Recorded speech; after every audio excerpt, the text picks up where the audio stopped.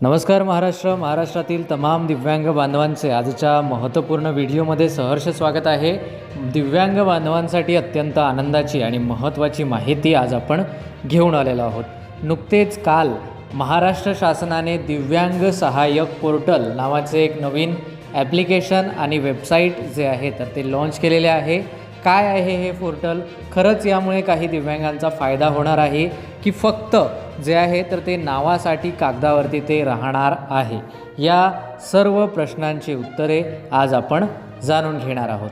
त्यामुळे जर आपल्यापैकी कुणी चॅनलवरती नवीन असेल तर अशाच प्रकारच्या माहितीसाठी आपल्या चॅनलला सबस्क्राईब करायला विसरू नका। तर बघा, पोर्टल जे आहे तर ते बनवलेलं आहे, खूप छान आहे।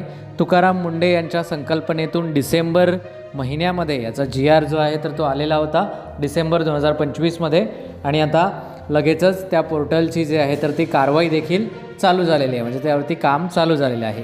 एकूण बघा, त्यावरती जर आपण बघायला गेलं तर एकूण त्यावरती सध्याला तरी 13 योजना ज्या आहेत तर त्या कार्यरत आहेत, म्हणजे 13 योजनांची माहिती तुम्हाला त्या पोर्टलवरती मिळणार आहे। ठीक आहे, आता ते पुढे जाऊन वाढणार असं सांगितलेलं आहे। त्याचबरोबर 14 योजना आहेत, क्षमा असावी। त्याचबरोबर नोंदणीकृत संस्था ज्या आहेत तर ते 1038 संस्थांची जी आहे तर ती इथे नोंदणी झालेली आहे।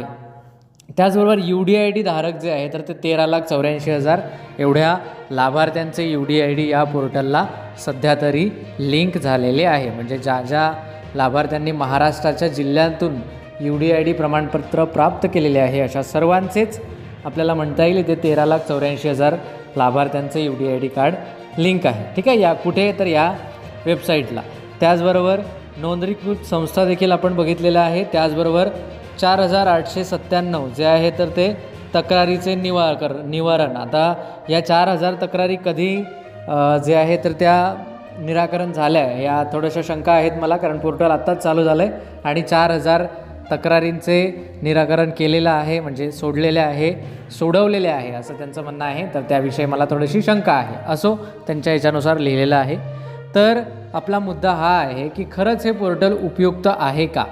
बघा, हे पोर्टल जर याच्यामधून काही दिव्यांगांना फायदा होत असेल तर ठीकच आहे, परंतु जसे UDID कार्ड झाले, आता UDID कार्ड संपूर्ण भारतामध्ये प्रत्येक ठिकाणी एकच कार्ड लागू होण्यात यावं असा जो कायदा आहे 2016चा, तर त्या कायद्यामध्ये केंद्र सरकारनेच स्वतः त्याला मंजुरी दिलेली आहे। आणि आता बघा, STने काय केलं आहे की स्वतःचं कार्ड लागू केलं आहे।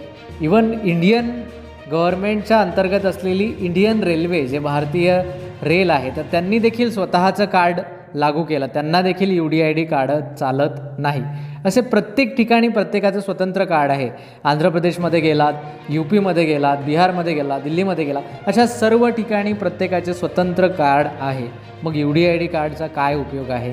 तुम्हीच विचार करू शकताल ना, बरोबर की नाही? त्याचप्रमाणे हे फक्त पोर्टल नावासाठी पोर्टल तयार केलेलं आहे का? आता ते सांगत आहेत की यावरती 14 योजना आहेत, परंतु त्या 14 पैकी प्रत्येक योजनांची फॉर्म भरण्यासाठी स्वतंत्र वेबसाईट असेल का, की फक्त नाव या वेबसाईटवरती दिसेल आणि बाकी कारवाई स्वतंत्र वेबसाईटवरतीच होईल का? म्हणजे जे सरकार करत आहे तर ते खरंच दिव्यांगांना उपयुक्त आहे का? तर या पोर्टलसाठी किंवा ॲप्लिकेशनसाठी सरकारने किती पैसे खर्च केले असावे? त्या पैशांच्या ऐवजी जर दिव्यांगांचे थकीत अनुदान किंवा इतर जे अनुदान आहे ते जर दिले तर योग्य राहील, असा जो आहे तर तो अशा प्रकारच्या प्रतिक्रिया आणि असा प्रश्न काही लाभार्थ्यांकडून प्रामुख्याने विचारला जातो आहे। तर याबद्दल तुमचे काय मत आहे?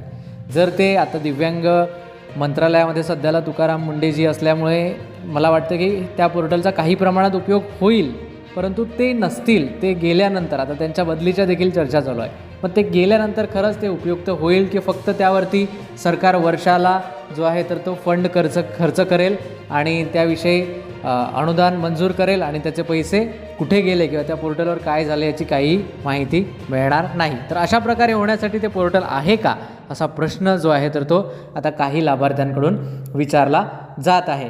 याआधी देखील बरेच वेगवेगळे पोर्टल, वेगवेगळ्या योजना, वेगवेगळे जे आहे तर ते स्कीम महाराष्ट्र शासनाने दिव्यांगांसाठी, भारत सरकारने दिव्यांगांसाठी काढलेले आहेत, त्या कितपत उपयुक्त झालेले आहेत किंवा उपयोग होत आहे हा देखील एक आता मोठा प्रश्न इथे उपस्थित होतो. त्यामुळे या पोर्टलविषयी तुमच्या काय प्रतिक्रिया आहेत ते नक्की कळवा.